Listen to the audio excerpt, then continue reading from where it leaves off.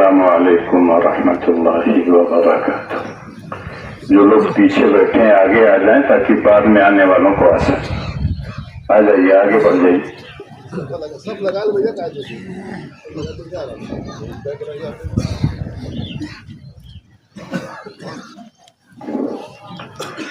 الحمد للہ رب العالمین والصلاة والسلام علی سید الانبیاء والمرسلین وعلى آلہ وصحبہ اجمعین، اما بعد، اعوذ باللہ من الشیطان الرجیم، بسم اللہ الرحمن الرحیم۔ لن ينال الله لحومها ولا دماؤها ولكن يناله التقوى منكم كذلك سخرها لكم لتكبروا الله على ما هداكم وبشر المحسنين، وقال فصل لربك وانحر، وقال النبي صلى الله عليه وسلم من وجد ساعة لأن يضحي فلم يضحي فلا يقربن مصلانا، أو كما قال عليه الصلاة والسلام۔ بزرگان ملت، برادران اسلام، اسلامی بھائیوں اور ساتھیوں، آج ہم سب کے لیے خوشی اور مسرت کا دن ہے، اس لیے کہ نبی اکرم صلی اللہ علیہ وسلم جب مکہ مکرمہ سے ہجرت کر کے مدینہ طیبہ تشریف لائے تھے تو مدینے کے لوگ 2 دن تہوار مناتے تھے۔ اللہ کے رسول نے ان سے پوچھا کہ تم لوگ کیوں تہوار مناتے ہو؟ تو ان لوگوں نے کہا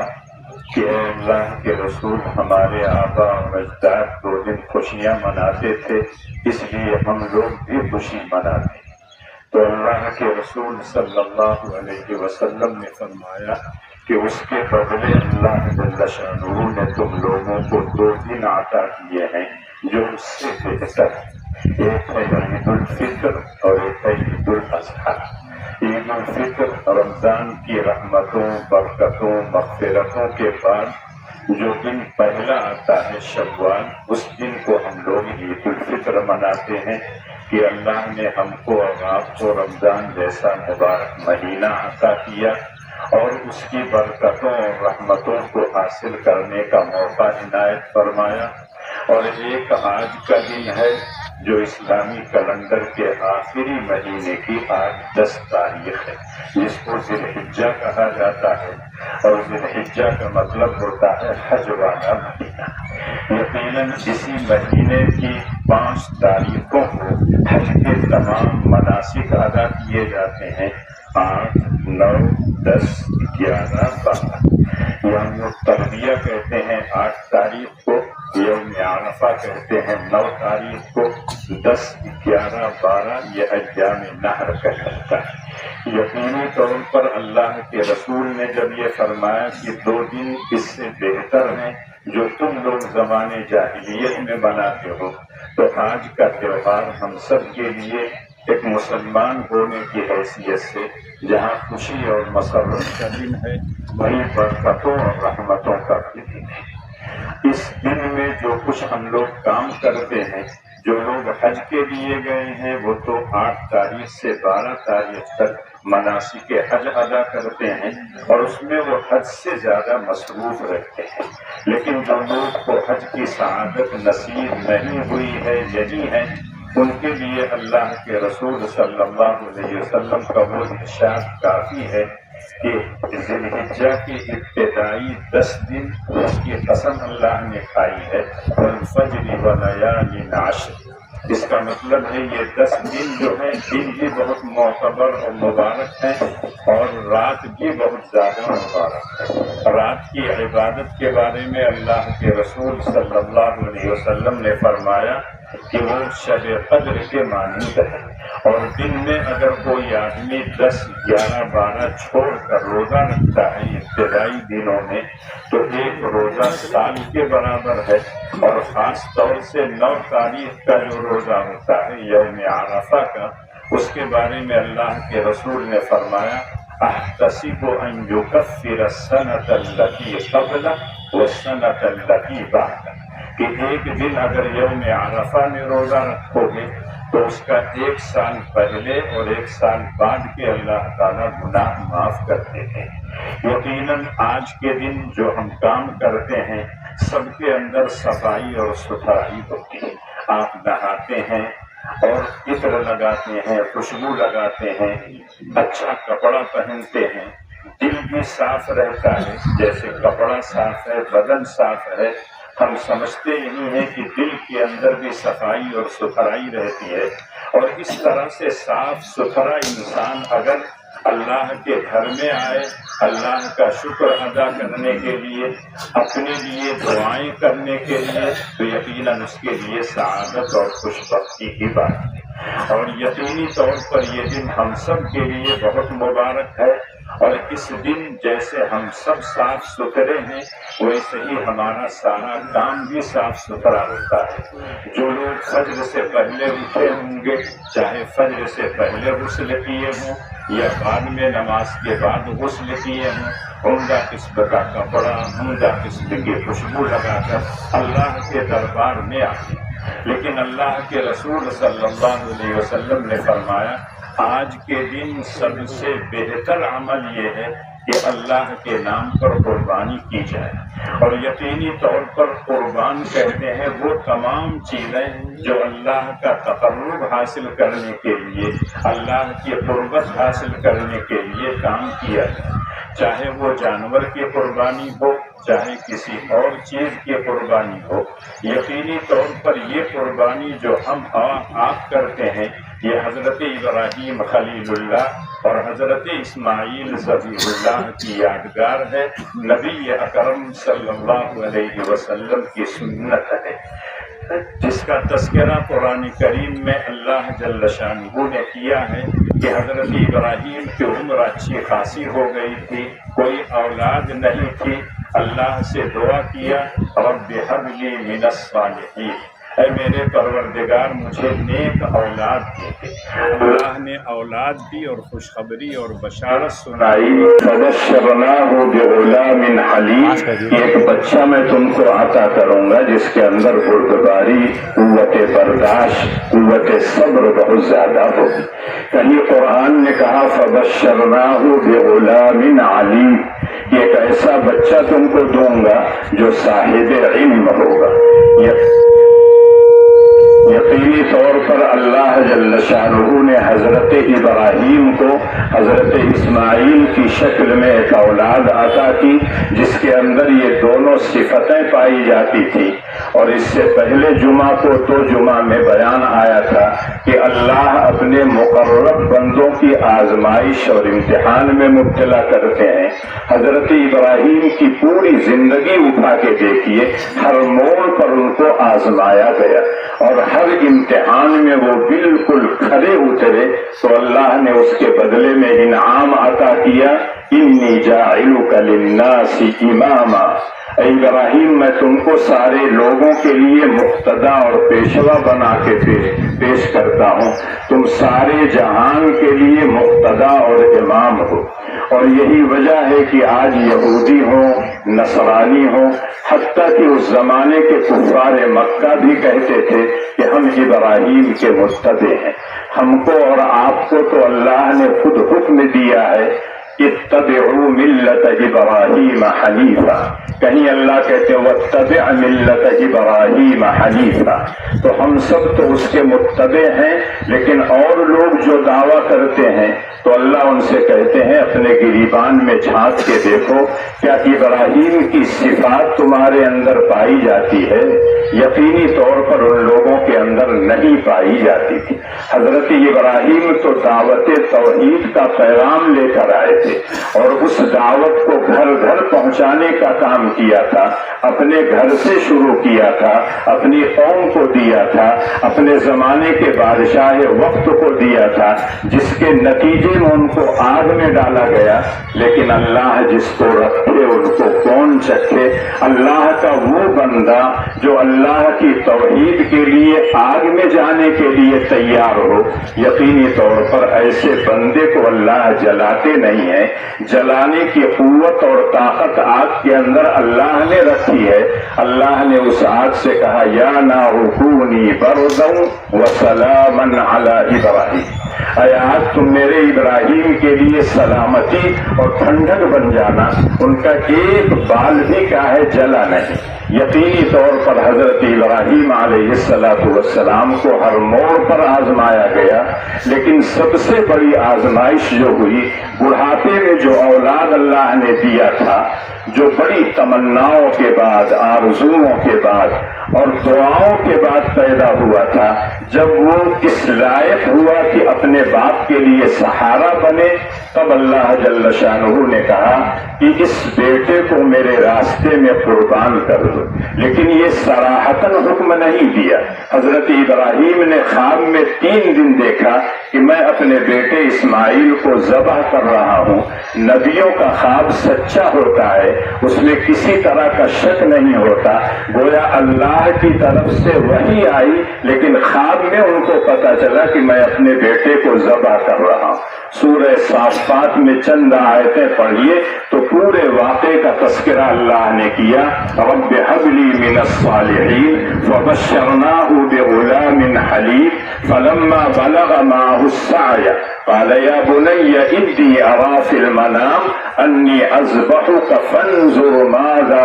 ترى۔ حضرت ابراہیم نے اپنا خواب سنایا، اسماعیل کی رائے لینا چاہا کہ دیکھیں اسماعیل کے اندر اللہ کے راستے میں اپنے آپ کو سپرد کر لیں، اپنے آپ کو حوالے کرنے کا کتنا جذبہ ہے۔ حضرت ابراہیم تو اللہ سے کہہ چکے تھے، جب اللہ نے کہا اسلم تو حضرت ابراہیم نے کہا تھا اسلمت لرب العالمین، لیکن بیٹے کے اندر کتنی صفت وہ پیدا ہوئی ہے۔ یقیناً وہ ابراہیم خلیل اللہ کا بیٹا تھا جو ذبیح اللہ بننا وہ چاہتا تھا۔ یقینی طور پر اللہ نے اس کے اندر بھی وہی صفت پیدا کی تھی جو باپ کے اندر پیدا کی تھی۔ باپ نے اس لیے نہیں پوچھا تھا کہ ابراہیم اگر انکار کر دے تو قربان نہیں کروں گا، بلکہ وہ دیکھنا چاہتے تھے میرے بیٹے کے اندر کیسی اللہ کے راستے میں اپنے آپ کو قربان کرنے اور جانثاری کا جذبہ ہے۔ یقینی طور پر وہ ابراہیم کا بیٹا تھا۔ اس نے فوراً کہا یا ابت فعل ما تؤمر ستجدنی انشاء اللہ من الصابرین، اے ابا جو کچھ بھی آپ کو حکم ملا ہے اس حکم کے مطابق آپ کر ڈالیے، اور عنقریب مجھ کو اگر اللہ نے چاہا تو صبر کرنے والوں میں پائیں گے۔ اگر ان الفاظ کو دیکھیں تو پتہ یہ چلتا ہے کہ حضرت اسماعیل نے جو بات کہی تھی یا ابت افعل ما تؤمر، جو آپ کو حکم ملا ہے، حکم براہ راست اللہ نے نہیں دیا تھا، خواب دکھایا تھا۔ نبی کا خواب سچا ہوتا ہے، گویا وہ حکم ہی تھا۔ اور حضرت اسماعیل نے جب یہ کہا کہ ابا میں تیار ہوں، لیکن اس پہ کوئی غرور نہیں ہے، کوئی تکبر نہیں ہے، کوئی بڑاپن نہیں ہے کہ میں بڑکا بن کر کہوں کہ میں تو اللہ کے راستے میں قربان ہو رہا ہوں۔ ستجدنی انشاء اللہ من الصابرین، اگر اللہ نے چاہا تو یقیناً مجھ کو آپ صبر کرنے والوں میں سے پائیں گے۔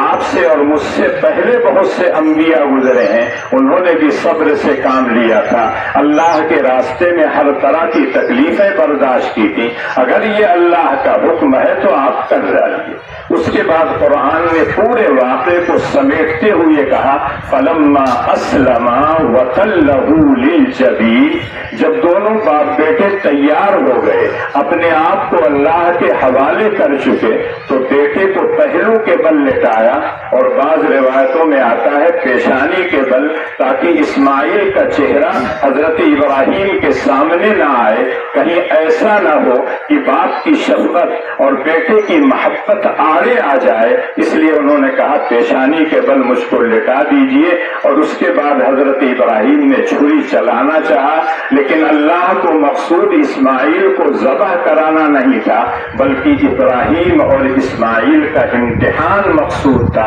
فوراً اللہ کی طرف سے ندا آئی وَنَادَيْنَاهُ أَن يَا إِبْرَاهِيمُ قد صدقت الرؤیا انا كذلك نجزی المحسنین۔ اے ابراہیم تم نے اپنے خواب کو سچ کر دکھایا ہے، جو خواب دیکھا تھا عملی طور پر اس کے لیے تیار ہو گئے باپ بیٹے، اور میں تم کو ذبح نہیں کرانا چاہتا تھا اسماعیل کو، اس لیے اللہ نے کہا وَفَدَيْنَاهُ بِذِبْحٍ عَظِيمٍ۔ جبریل امین ایک دمبا لے کے آئے موٹا تازہ جنت سے، اور پھر اسی اسماعیل کی جگہ پہ لٹایا۔ جب چھری چلا رہے تھے وہ تو سمجھ رہے تھے بیٹے پر چلا رہا ہوں، لیکن وہ چھری دمبے پر چل رہی تھی، اور جب دیکھا تو اللہ جل شانہ کی طرف سے وہ جانور ذبح کیا ہوا تھا جس کو حضرت ابراہیم نے ذبح کیا تھا، اور اللہ نے کہا انا کذالک نجزی المحسنین، ہم تو اسی طرح سے احسان کرنے والوں کو بدلہ دیتے ہیں۔ اور پھر اللہ نے وہاں کہا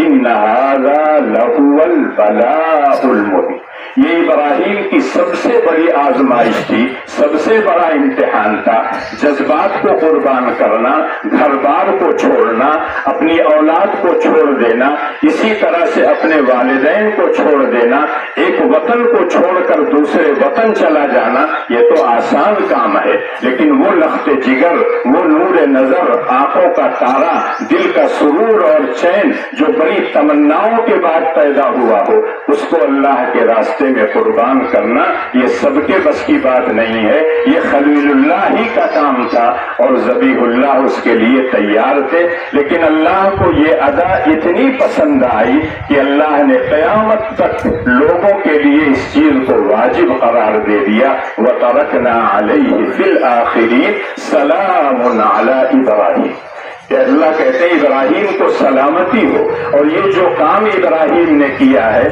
یہ اسوہ اور نمونہ بنے گا بعد میں آنے والوں کے لیے۔ اور یہی وجہ ہے کہ جو لوگ حج پہ جاتے ہیں، حج کی 3 قسمیں ہیں۔ حج افراد صرف حج کی ادا کیا جائے، حج تمتع پہلے عمرہ کر لیا جائے پھر حج کے لیے احرام باندھا جائے، حج قران جس میں عمرہ اور حج دونوں کا احرام ایک ساتھ باندھا جائے۔ حج افراد میں قربانی واجب نہیں ہے، لیکن حج تمتع اور حج قران میں قربانی واجب ہے۔ حاجی لوگ تو وہاں کرتے ہیں، لیکن ان کی مشابہت کی وجہ سے حضرت ابراہیم کی اس سنت پر عمل کرنے کے لیے، نبی اکرم صلی اللہ علیہ وسلم کی سنت پر عمل کرنے کے لیے اللہ نے ہم کو اور آپ سے بھی کہا، جن لوگوں کے پاس گنجائش ہو، اللہ کے رسول کا ارشاد ہے، جن لوگوں کے پاس قربانی کرنے کی گنجائش ہو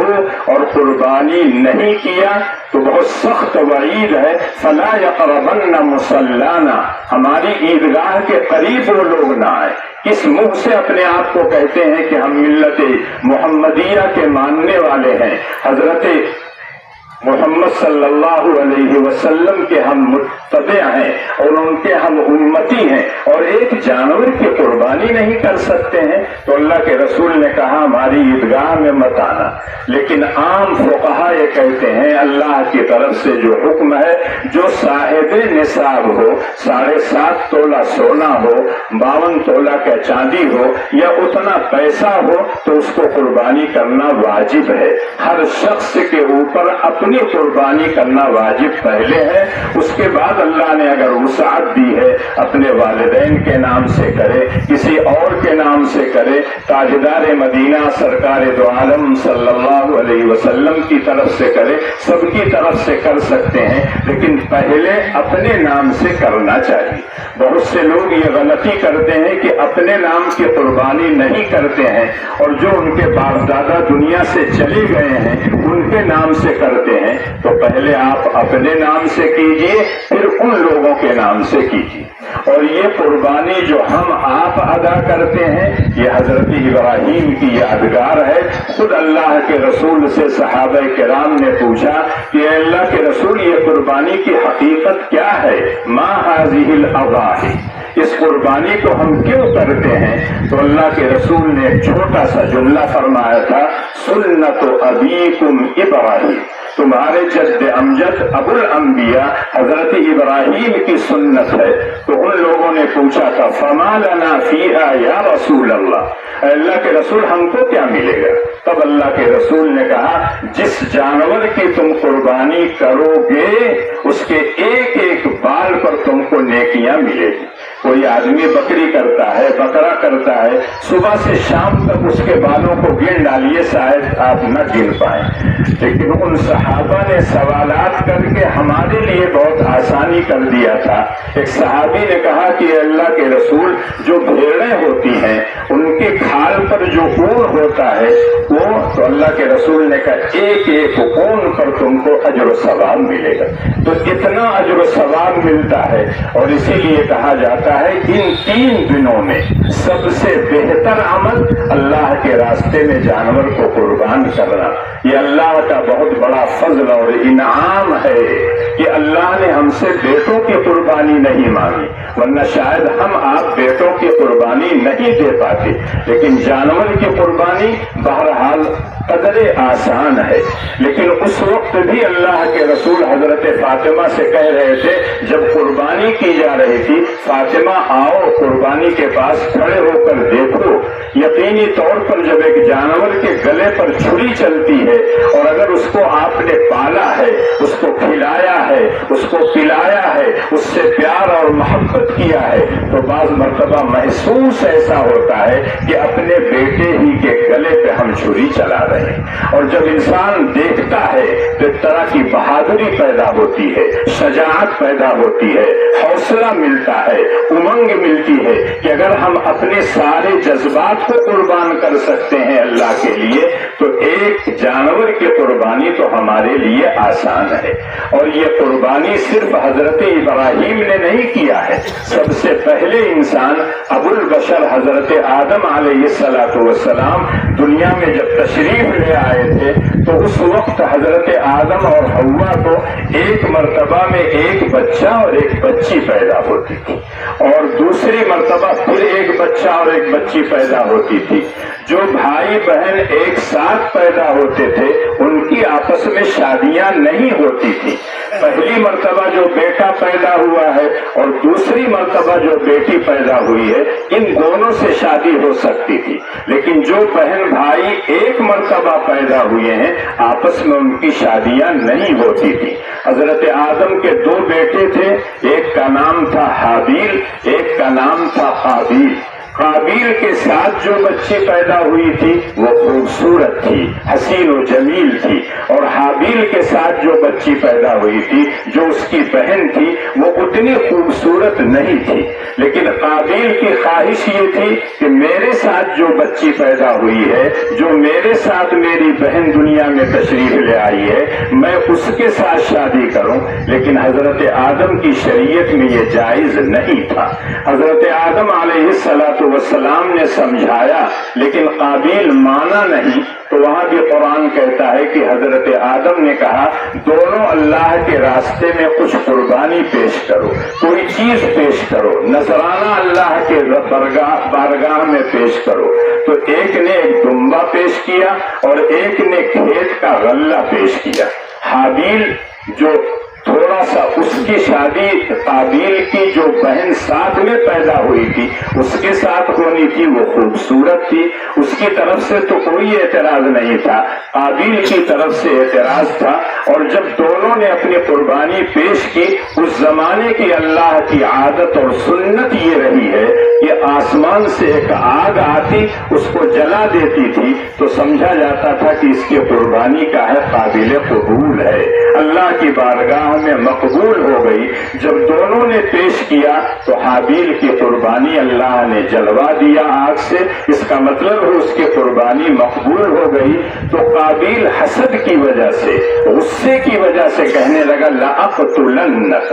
میں تم کو مار ڈالوں گا، تم میرے راستے میں آڑے آ رہے ہو، میری شادی ہونی تھی، تم سے شادی اس کی ہوگی، میں اس کو برداشت نہیں کروں گا. لیکن حابیل نے جواب دیا تھا انما یتقبل اللہ من المتقین، جو متقی ہوتے ہیں، پرہیزگار ہوتے ہیں، اللہ کے احکام پر چلنے والے ہوتے ہیں، اللہ کی منہیات سے اپنے آپ کو روک روکتے ہیں اللہ تعالیٰ ان کی قربانی کو قبول کرتے ہیں، اس میں میرا کوئی قصور نہیں ہے۔ اللہ نے تمہاری قربانی قبول نہیں کی، اس کا مطلب یہ ہے کہ تمہاری شادی اس لڑکی سے نہیں ہوگی، میری شادی ہوگی۔ اور پھر قرآن ذکر کرتا ہے کہ قابیل نے باقاعدہ اپنے بھائی کو قتل کیا جو دنیا کا سب سے پہلا قتل تھا، لیکن قتل کرنے کے بعد اب اس لاش کو کیا کرے؟ قرآن یہ کہتا ہے کہ اللہ نے ایک کوا بھیجا اور اس نے اپنے ایک بھائی یعنی کوا جو مرا ہوا تھا اس کے لیے زمین کھودی اور پھر اس میں کوے کو ڈال کے زمین کو اوپر سے مٹی ڈال دی، تب اس کو پتا چلا کہ اس طرح سے دفن کیا جاتا ہے۔ تو یہ قربانی حضرت آدم کے بیٹوں نے دی تھی اور اسی طرح سے ہر دور میں قربانی چلتی رہی۔ نبی اکرم صلی اللہ علیہ وسلم جب ہجرت کر کے مدینہ طیبہ آئے ہیں، 10 سال مدینہ طیبہ میں رہے، اللہ کے رسول برابر قربانی کرتے رہے۔ اور جس سال اللہ کے رسول نے آخری حج کیا تھا تو اس میں 100 اونٹ کی قربانی کی تھی، 63 اونٹ اللہ کے رسول نے نحر کیا تھا اور بقیہ اونٹ حضرت علی رضی اللہ تعالی عنہ نے کیا۔ اور یہ قربانی کا رواج اس زمانے سے لے کر قیامت تک چلتا رہے گا، یہ ایک عبادت ہے اور قدیم اللہ کے بندوں کی سنت رہی ہے، اور اس روایت کو باقی رکھنا ان لوگوں کے لیے ضروری ہے جو اللہ اور اس کے رسول کو مانتے ہیں۔ لیکن چند سالوں سے اس طرح کی باتیں آنے لگی ہیں، بہت سے لوگ اپنے آپ کو کہتے ہیں ہم روشن دماغ ہیں، عقل مند ہیں، لیکن عقل مند کس کو کہتے ہیں؟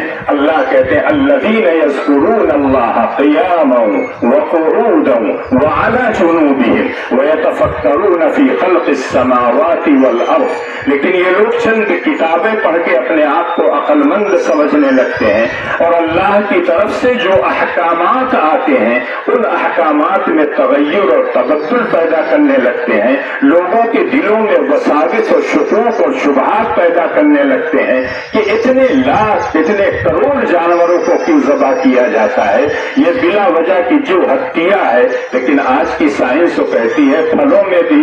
زندگی ہے، سبزیوں میں بھی زندگی ہے، تو سب چھوڑ دیجئے، بالکل خالی پانی پی پی کے رہیے۔ قرآن کہتا وجعلنا من الماء كل شيء حي۔ تو لہذا صرف جب ہم لوگوں کا تہوار آتا ہے تب ان کو یہ سوچتا ہے کہ یہ جانوروں کی قربانی کر کے جانوں کو مار رہے ہیں، ہم جان کو نہیں مار رہے، ہم تو اپنے مولا کی حکم کے مطابق اس کی اطاعت اور فرما برداری کرتے ہیں۔ جس نے ہم کو پیدا کیا، جس نے اس پوری کائنات کو بنایا اور سنوارا ہے، جس نے جانوروں کو پیدا کیا، وہ اگر کہتا ہے کہ میرے راستے میں جانور کو قربان کرو تو کرنا چاہیے۔ اور قرآن تو یہ کہتا ہے وَلِكُلِّ أُمَّةٍ جَعَلْنَا مَنْسِكًا، کہ قرآن کہتا ہے ہر امت میں قربانی کا رواج رہا ہے۔ آج جو لوگ اعتراض کرتے ہیں ان کے دین اور دھرم میں بھی بلی دی جاتی ہے، لیکن وہ غیر اللہ کے نام پر دیتے ہیں، ہم آپ اللہ کے نام پر دیتے ہیں۔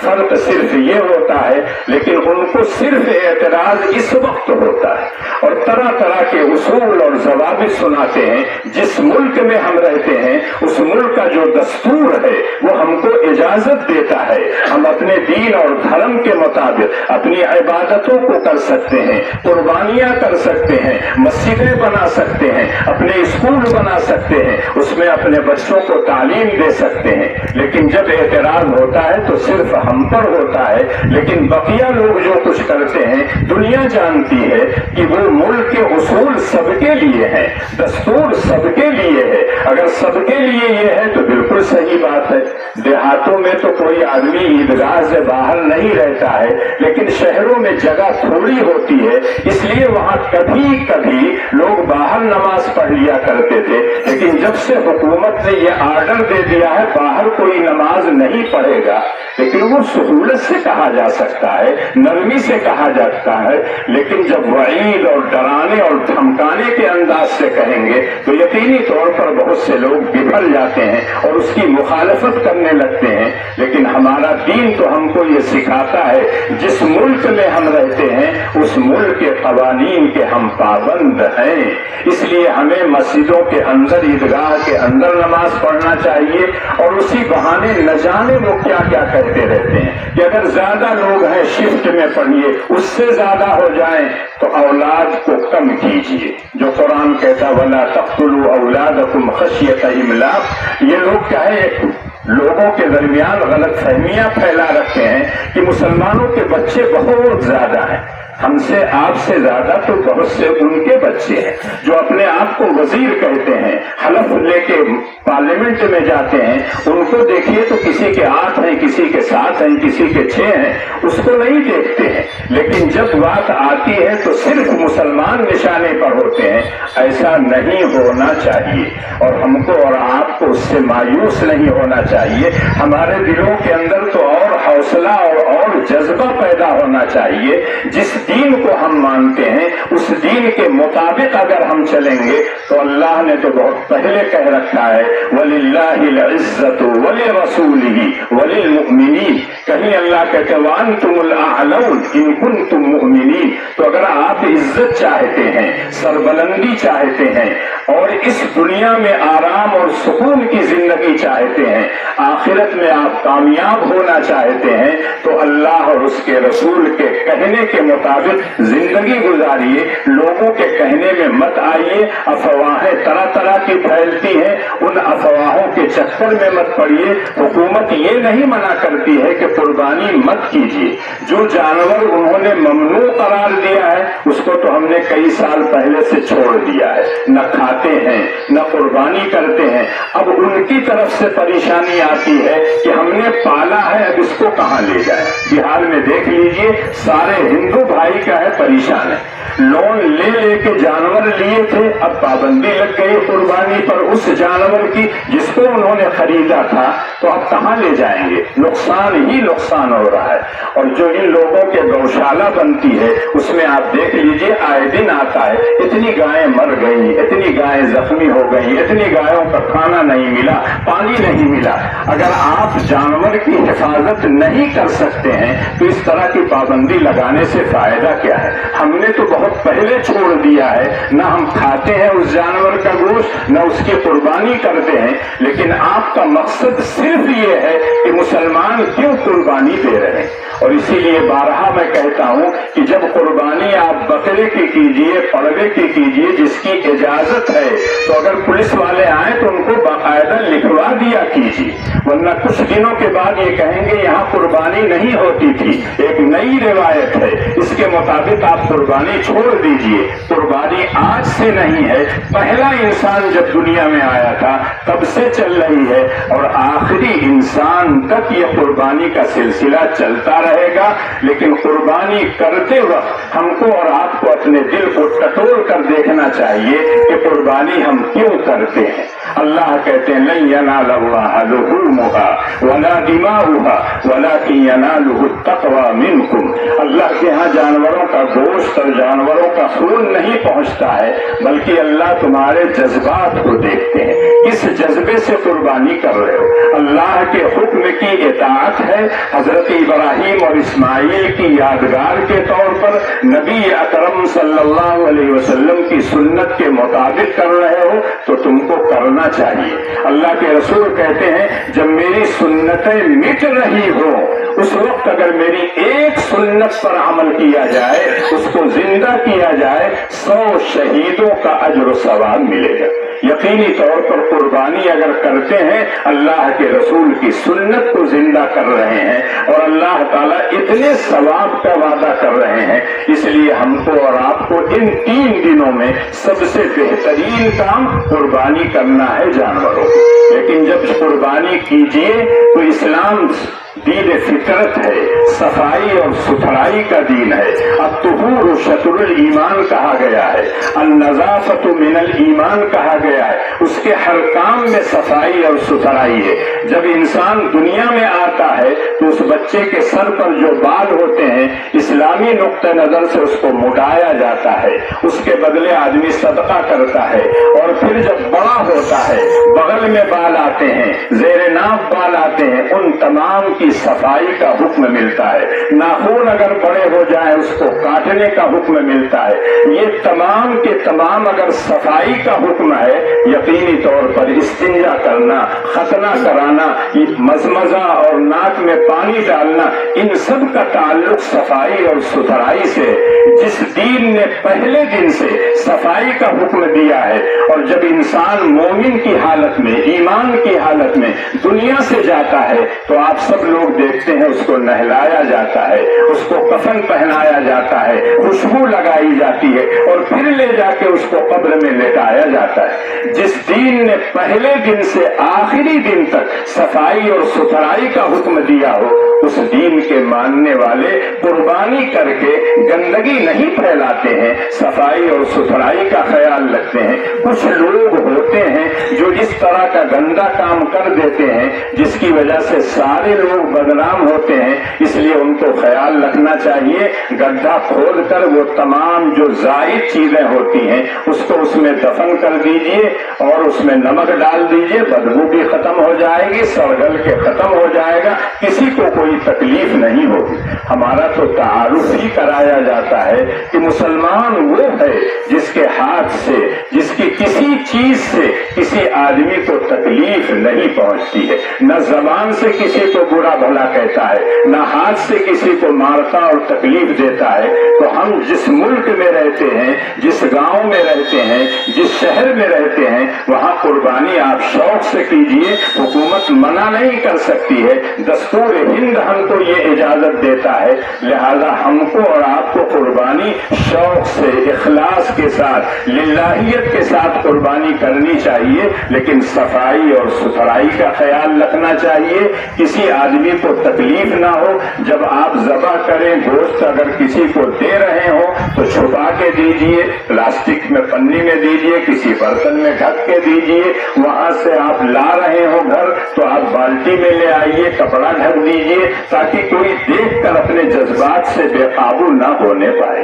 اور یقینی طور پر ہم اس کا خیال کرتے ہیں، آئندہ اور خیال کریں گے۔ اس وقت جو ملک کے حالات ہیں، چاہے آپ کا اپنا صوبہ ہو یا دوسرے صوبے ہوں، وہاں طرح طرح کی باتیں، افواہیں پھیل رہی ہیں، اس میں بعض نوجوان جب جوش میں آتے ہیں تو طرح طرح کی غلطیاں کر دیتے ہیں۔ ان کو غلطی نہیں کرنا چاہیے، اپنے دین کے اصول اور ضابطے کے مطابق قربانی کیجیے۔ قربانی ایک عبادت ہے اور یہ عبادت ہم کو اور آپ کو کرنا ہے۔ ہماری تخلیق ہی اسی لیے ہوئی ہے کہ اپنے پروردگار کی بندگی اور عبادت کریں، اس لیے آپ اور ہم قربانی آج کے دن، کل اور پرسوں 3 دن قربانی کرنا چاہیے اور شوق سے کیجیے، اس میں کسی طرح کی کوئی افواہ پر کان نہ دھریے، اپنے آپ میں جو کام ہم کو کرنا ہے وہ کرنا چاہیے۔ ابھی کا ہے سب سیدھی ہو گئی ہے، جو بیچ بیچ میں جگہ خالی ہے اس کو پر کر لیجئے گا۔ اگر کچھ لوگ بعد میں ہیں تو سیڑھی کے بعد جو جگہ خالی ہے وہاں آپ سب بچھا لیجئے گا، اس پیڑ کے نیچے مت جائیے گا، اس لیے کہ وہاں جانے کے بعد ایک تو صف ہے نہیں بیچ میں، نماز بھی آپ کی نہیں ہوگی، دوسرے ہے کہ کوئی آدمی اگر فوٹو لے کے کل بھیج دے گا تو یقینی طور پر یہ ہوگا کہ یہاں بھی لوگ باہر نماز پڑھتے ہیں، باہر کوئی نہیں پڑھتا ہے۔ سامنے آپ عیدگاہ کے جو سیڑھیاں ہیں اس کے نیچے جو جگہ ہے اس میں آپ بچھا لیجئے فرش، وہاں نماز پڑھیے تاکہ کسی کو کوئی موقع نہ ملے۔ اسی طرح سے قربانی آپ کیجئے تو کسی کو موقع مت دیجئے، ممنوع جانور کی تو قربانی کوئی کرتا ہی نہیں ہے، اور اسی لیے جو غیر مسلم ہیں وہ اب پالتے بھی نہیں ہیں، بکریاں اور بھینس پالنے لگے ہیں، خود ان کا مزاج بھی بدل گیا ہے۔ تو جب بدل گیا ہے تو آپ اپنی جگہ پر باقی رہیے، اور یہ نماز چونکہ سال میں 2 مرتبہ پڑھی جاتی ہے، جو روزانہ 5 وقتہ ہم نماز پڑھتے ہیں اس میں بھی کبھی کبھی غلطیاں ہوتی ہیں، تو اس کے لیے معلوم ہے کہ یہ کام اگر کر لیا جائے تو نماز ہو جائے گی، اور اگر یہ نہیں کیا تو نماز دہرائی جائے گی۔ عید کے موقع پر ازدحام زیادہ ہوتا ہے، بھیڑ زیادہ ہوتی ہے، اس لیے پھر یاد دلا دیا جاتا ہے کہ نیت تو اصل میں دل کے ارادے کو کہتے ہیں۔ لیکن زبان سے اگر الفاظ ادا کر لیے جائیں تو زبان اور دل دونوں مطابق ہو جاتے ہیں، آدمی کو خیال ہو جاتا ہے کہ میں کیا کرتا ہوں۔ تو پہلے اس طرح سے نیت کیجئے کہ نیت کرتا ہوں میں 2 رکعت نماز عید الاضحیٰ کی مع 6 زائد تکبیر واجب کے، اس امام کے پیچھے، منہ میرا کعبہ شریف کی طرف، اس کے بعد اللہ اکبر کہہ کے ہاتھ باندھ لیجیے۔ امام ثنا پڑھنے کے بعد 3 تکبیر کہے گا، 2 میں کانوں تک ہاتھ اٹھا کر چھوڑ دیجئے اور تیسری تکبیر میں ہاتھ باندھ لیجئے، اور پھر امام سورہ فاتحہ اور کہیں سے قرآن کی کچھ آیتیں پڑھے گا، پھر پہلی رکعت پوری کر لے گا، دوسری رکعت میں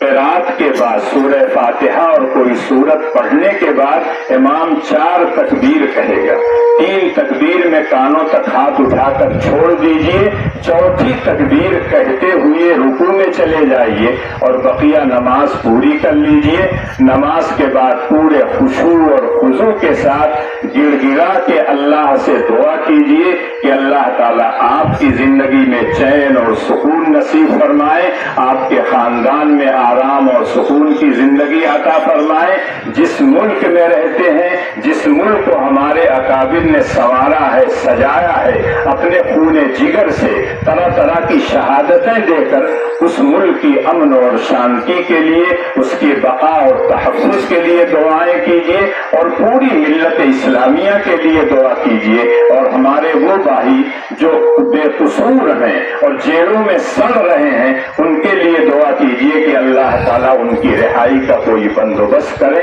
اور جو کچھ ہم ٹوٹی پھوٹی عبادتیں کرتے ہیں اللہ تعالیٰ اس کو قبول کر لے، اور اس کے نتیجے کے طور پر اللہ اس دنیا میں بھی اور اس آخرت میں بھی ہمیں چین اور سکون کی زندگی نصیب فرمائے۔ اور پھر خطبہ سنیے، خطبہ سن کر شوق سے گھر واپس جائیے اور اسی